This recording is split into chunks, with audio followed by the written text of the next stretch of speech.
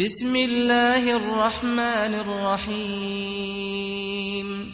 قد أفلح المؤمنون الذين هم في صلاتهم خاشعون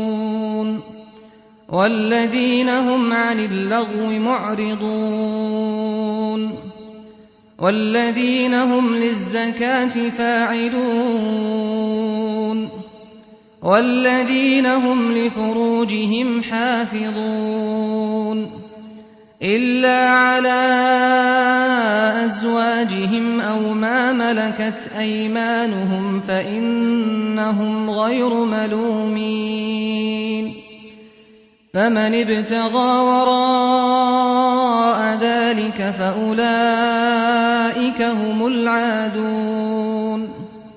والذين هم لأماناتهم وعهدهم راعون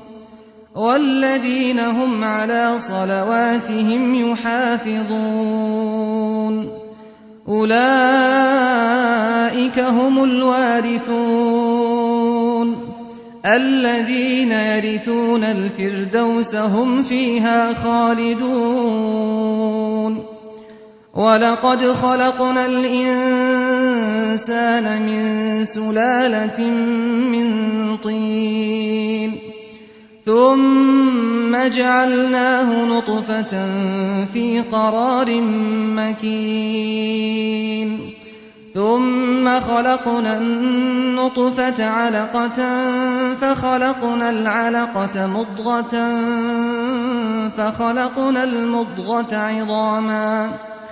فخلقنا المضغة عظاما فكسونا العظام لحما ثم أنشأناه خلقا آخر فتبارك الله أحسن الخالقين ثم إنكم بعد ذلك لميتون ثم إنكم يوم القيامة تبعثون ولقد خلقنا فوقكم 7 طرائق وما كنا عن الخلق غافلين وأنزلنا من السماء ماء بقدر فأسكناه في الأرض وإنا على ذهاب به لقادرون فأنشأنا لكم به جنات من نخيل وأعناب لكم فيها فواكه كثيرة ومنها تأكلون وشجرة تخرج من طور سيناء تنبت بالدهن وصبغ للآكلين وإن لكم في الأنعام لعبرة نسقيكم مما في بطونها ولكم فيها منافع كثيرة ومنها تأكلون وعليها وعلى الفلك تحملون ولقد أرسلنا نوحا إلى قومه فقال يا قوم اعبدوا الله ما لكم من إله غيره أفلا تتقون فقال الملأ الذين كفروا من قومه ما هذا إلا بشر مثلكم يريد أن يتفضل عليكم ولو شاء الله لأنزل ملائكة ما سمعنا بهذا في آبائنا الأولين إن هو إلا رجل به جنة فتربصوا به حتى حين قال رب انصرني بما كذبون فأوحينا إليه أن اصنع الفلك بأعيننا ووحينا فإذا جاء أمرنا وفاردت النور فاسلك فيها من كل زوجين اثنين وأهلك إلا من سبق عليه القول منهم ولا تخاطبني في الذين ظلموا إنهم مغرقون فإذا استويت أنت ومن معك على الفلك فقل الحمد لله الذي نجانا من القوم الظالمين وقل رب أنزلني منزلا مباركا وأنت خير المنزلين إن في ذلك لآيات وإن كنا لمبتلين ثم أنشأنا من بعدهم قرنا آخرين فأرسلنا فيهم رسولا منهم أن اعبدوا الله ما لكم من إله غيره أفلا تتقون وقال الملأ من قومه الذين كفروا وكذبوا بلقاء الآخرة وأترفناهم في الحياة الدنيا ما هذا إلا بشر مثلكم يأكل مما تأكلون منه ويشرب مما تشربون ولئن أطعتم بشرا مثلكم إنكم إذا لخاسرون أيعدكم أنكم إذا متم وكنتم ترابا وعظاما أنكم مخرجون هيهات هيهات لما توعدون إن هي إلا حياتنا الدنيا نموت ونحيا وما نحن بمبعوثين إن هو إلا رجل افترى على الله كذبا وما نحن له بمؤمنين قال رب انصرني بما كذبون قال عما قليل ليصبحن نادمين فأخذتهم الصيحة بالحق فجعلناهم غثاء فبعدا للقوم الظالمين ثم أنشأنا من بعدهم قرونا آخرين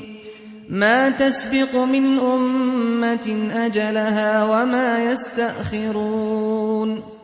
ثم أرسلنا رسلنا تترى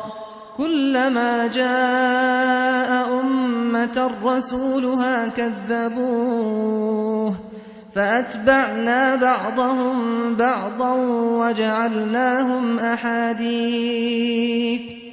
فبعدا لقوم لا يؤمنون ثم أرسلنا موسى وأخاه هارون بآياتنا وسلطان مبين إلى فرعون وملئه فاستكبروا وكانوا قوما عالين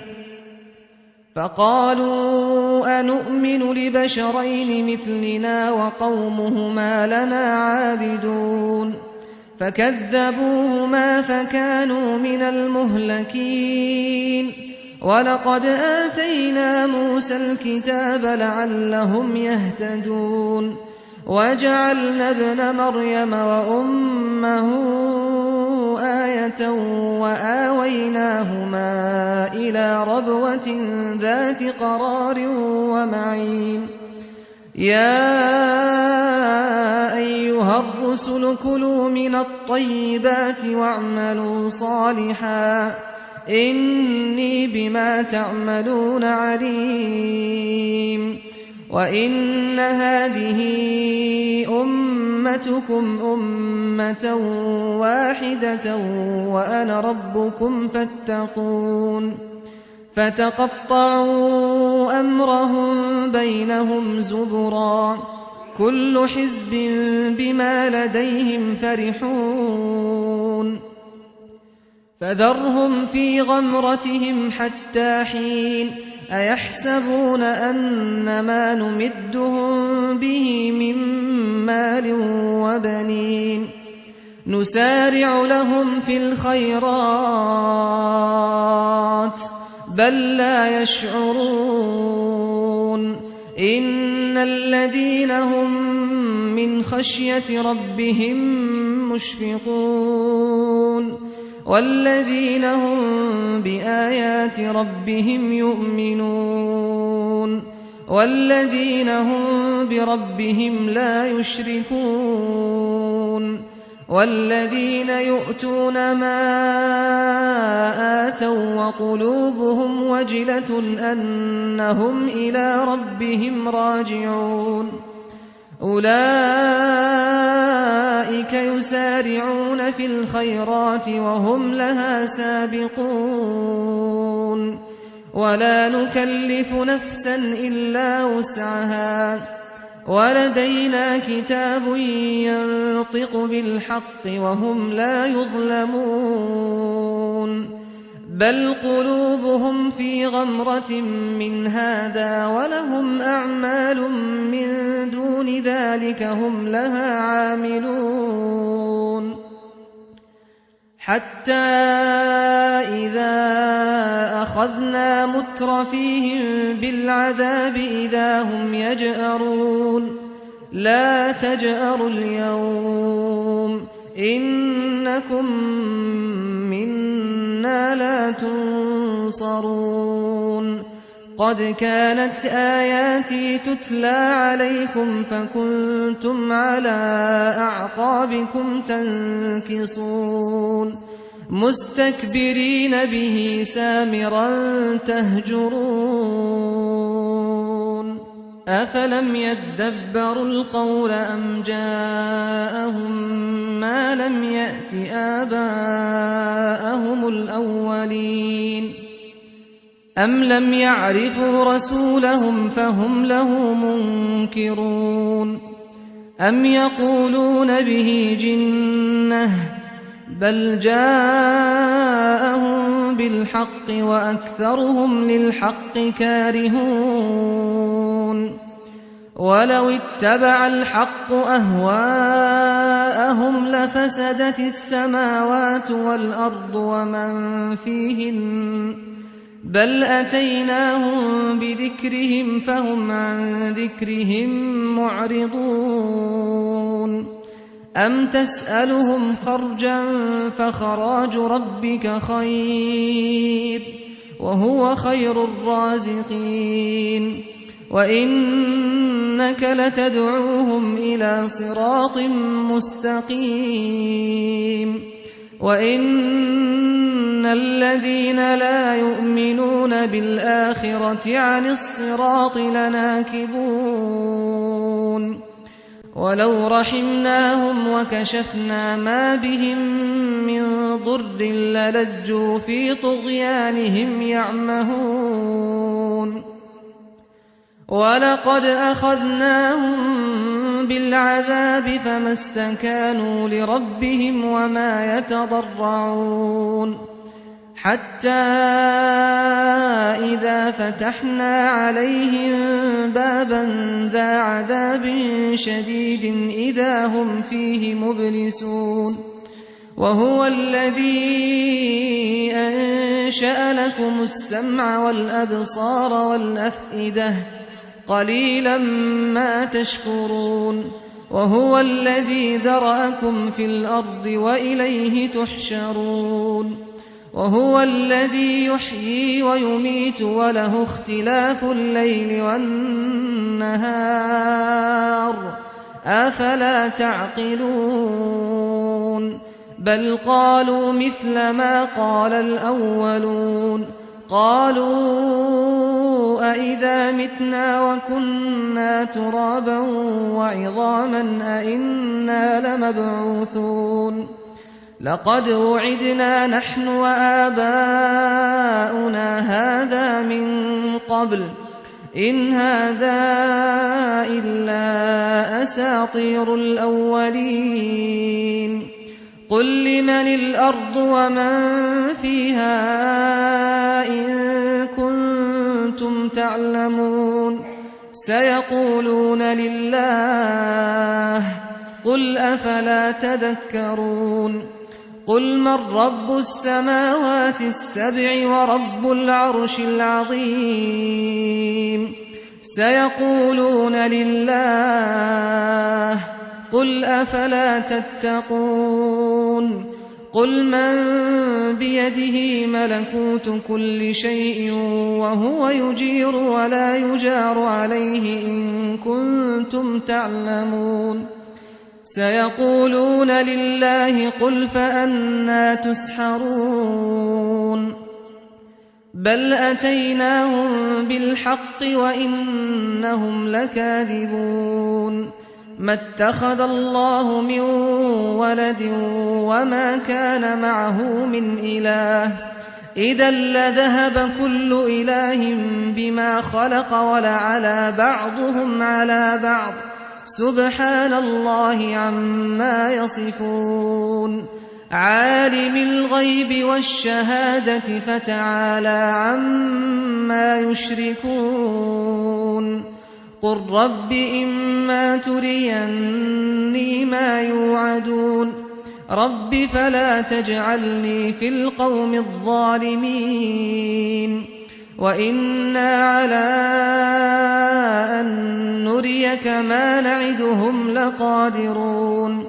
ادفع بالتي هي أحسن السيئة نحن أعلم بما يصفون وقل رب أعوذ بك من همزات الشياطين وأعوذ بك رب أن يحضرون حتى إذا جاء أحدهم الموت قال رب ارجعون لعلي أعمل صالحا فيما تركت كلا إنها كلمة هو قائلها ومن ورائهم برزخ إلى يوم يبعثون فإذا نفخ في الصور فلا أنساب بينهم يومئذ ولا يتساءلون فمن ثقلت موازينه فأولئك هم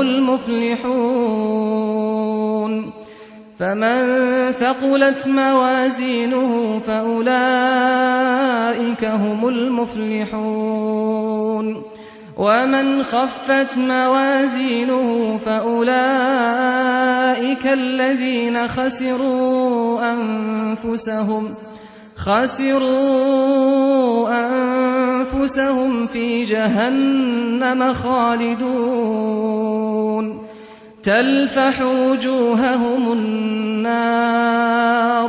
تلفح وجوههم النار وهم فيها كالحون ألم تكن آياتي تتلى عليكم فكنتم بها تكذبون قالوا ربنا غلبت علينا شقوتنا وكنا قوما ضالين ربنا أخرجنا منها فإن عدنا فإنا ظالمون قال اخسأوا فيها ولا تكلمون إنه كان فريق من عبادي يقولون ربنا آمنا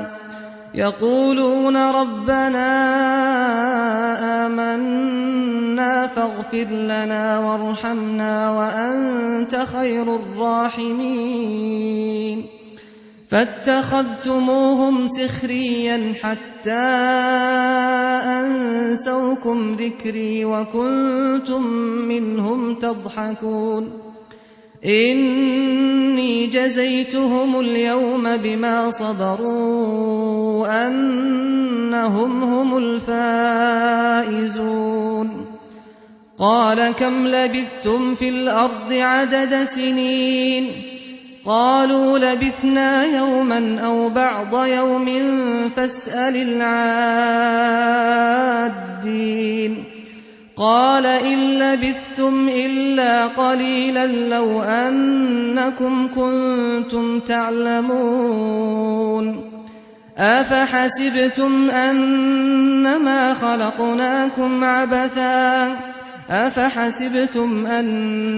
خلقناكم عبثا وأنكم إلينا لا ترجعون فتعالى الله الملك الحق لا إله إلا هو رب العرش الكريم ومن يدع مع الله إلها آخر لا برهان له به فإنما حسابه عند ربه إنه لا يفلح الكافرون وقل رب اغفر وارحم وأنت خير الراحمين